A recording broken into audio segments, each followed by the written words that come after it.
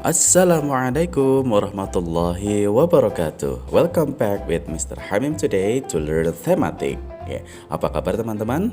Sehat ya? Alhamdulillah. Baik, teman-teman, di pertemuan sebelumnya kita sudah membahas tentang ciri-ciri makhluk hidup, tentang pertumbuhan manusia, kemudian pertumbuhan hewan, dan saat ini di video ini kita akan belajar tentang perkembangan dan pertumbuhan pada tumbuhan.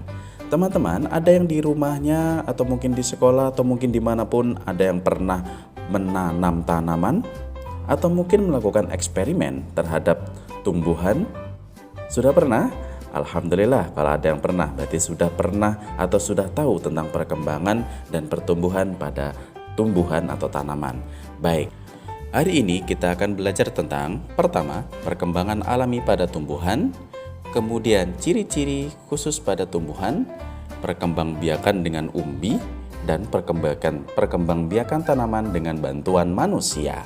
Oke, kita langsung menuju yang pertama, yaitu perkembangbiakan alami pada tumbuhan. Perkembangbiakan alami pada tumbuhan itu ada yang menggunakan biji, teman-teman. Ada juga yang menggunakan tunas. Lalu apa bedanya antara yang pakai biji dengan tunas? Nah, perkembangbiakan alami pada tumbuhan yang menggunakan biji biasanya atau tentunya itu hanya bisa dilakukan oleh tumbuhan atau tanaman yang memiliki biji. Contohnya mangga, jeruk, semangka, apel, dan lain-lainnya. Lalu bagaimana prosesnya? Oke, prosesnya yang pertama adalah biji ketika dia ditanam di dalam tanah, maka dia akan tumbuh. Apakah dia langsung tumbuh menjadi besar? Ternyata tidak. Dia akan tumbuh menjadi kecambah. Jadi tumbuhannya akan muncul sedikit demi sedikit. Yang pertama disebut dengan kecambah. Setelah tumbuh menjadi kecambah, kecambahnya makin lama makin besar, maka akan menjadi tanaman muda. Dan tanaman muda itu nanti akan tumbuh menjadi pohon kecil dan lama-lama pohon tersebut akan tumbuh menjadi pohon dewasa yang juga akan mengeluarkan buah.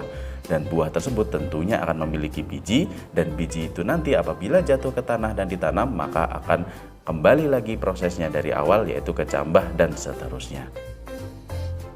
Lalu bagaimana yang menggunakan tunas? Contohnya apa sih tumbuhan yang menggunakan tunas sebagai perkembangbiakannya?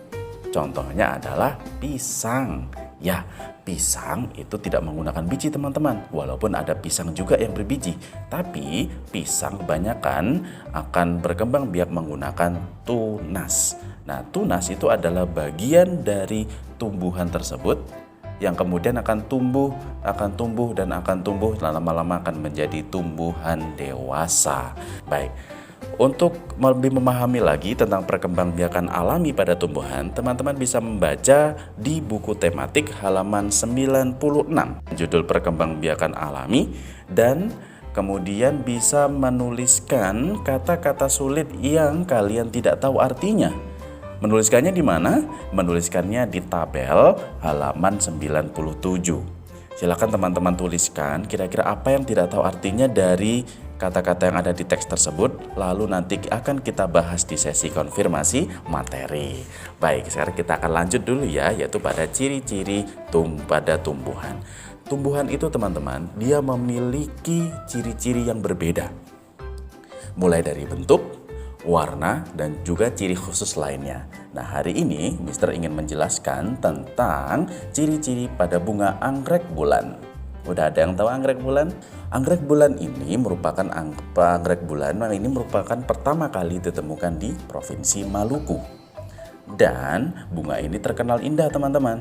Bunga ini memiliki kelopak lebar dan warnanya putih. Dan satu ciri khasnya lagi dari anggrek bulan ini, dia memiliki antena khusus yang berwarna kuning muda yang terlihat menyembul keluar. Antena khusus ini disebut dengan filamen. Berarti begitu ya, sehingga kita bisa simpulkan bahwa bentuk fisik dari anggrek bulan ini adalah pertama, memiliki kelopak yang lebar, kemudian warnanya berwarna putih, dan ciri khas lainnya adalah memiliki filamen atau antena khusus yang berwarna kuning muda. Nah, sekarang teman-teman coba perhatikan bunga di sekitar teman-teman kalau ada bunga, atau mungkin teman-teman bisa mencari satu bunga di internet.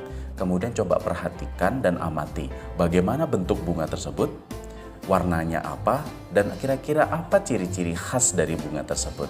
Nanti akan kita bahas ya di konfirmasi materi. Oke, selanjutnya kita akan membahas tentang perkembangbiakan dengan umbi. Jadi selain berkembang biak dengan biji dan tunas, ternyata ada loh teman-teman, ada loh tumbuhan yang berkembang biak dengan umbi. Umbi itu apa sih? Nah, jadi umbi adalah bagian tubuh dalam tumbuhan tersebut yang dia menyimpan cadangan makanan.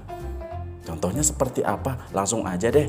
Oke, kita mengenal umbi biasanya ada di tanaman kentang, singkong, kemudian ubi, bawang, dan lainnya. Umbi itu dibagi menjadi dua. Ada umbi lapis dan umbi batang. Bedanya apa ya, Mister ya? Bedanya apa antara umbi lapis dan umbi batang? Baik, umbi lapis itu sebenarnya adalah lapisan daun teman-teman.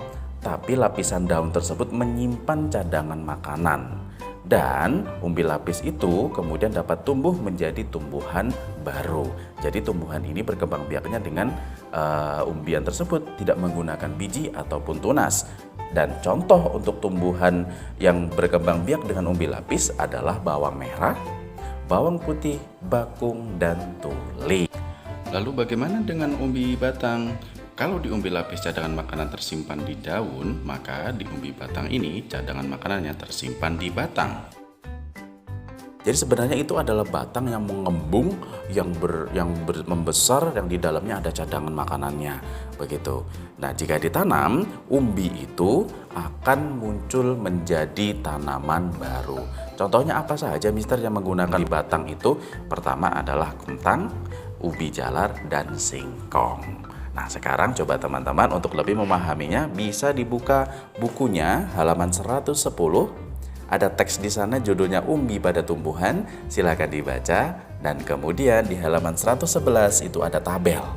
Tabelnya yaitu tentang persamaan dan perbedaan pada umbi batang dan umbi lapis. Ayo, tadi sudah terjelaskan persamaannya apa dan kemudian perbedaannya apa.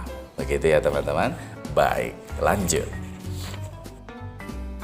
Selain berkembang biak secara alami, ternyata tanaman itu bisa berkembang biak dengan dibantu oleh manusia loh teman-teman. Salah satu caranya adalah dengan stek. Apa itu stek? Teman-teman pernah melihat cara menanam atau petani menanam singkong? Ya, singkong tidak memiliki biji. Lalu bagaimana cara menanamnya? Nah, yaitu dengan menggunakan stek. Stek adalah dengan cara menancapkan atau menanam bagian tumbuhan yang memiliki mata tunas.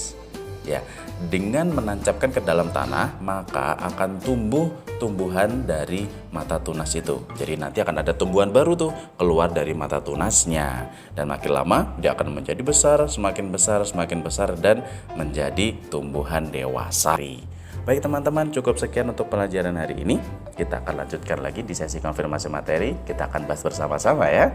Baik, terima kasih. Wassalamualaikum warahmatullahi wabarakatuh.